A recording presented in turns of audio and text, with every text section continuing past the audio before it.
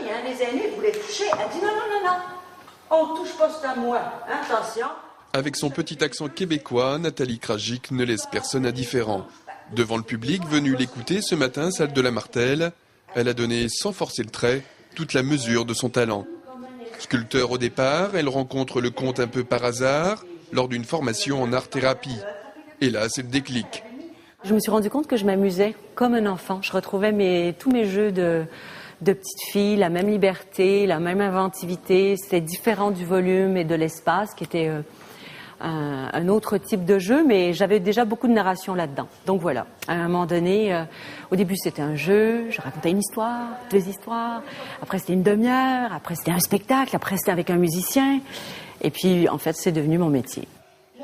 Depuis 12 ans, Nathalie Krajcik se complaît donc dans ce monde imaginaire. Son répertoire est un savant mélange entre création et reprise traditionnelle, qu'elle réécrit à sa sauce, avec ses mots à elle et sa personnalité. Dans ces histoires, il y a ce même message subliminal qui revient sans cesse. C'est quelque chose qui m'anime, qui est tout le temps là dans mes histoires. Le jeu et la question de grandir. Parce qu'il faut grandir à n'importe quel âge, même quand on devient des vieilles personnes, mais aussi quand on est des petits. Conteuse, mais aussi et avant tout auteure, Nathalie Krajcik ne veut pas se cantonner à un seul type de public.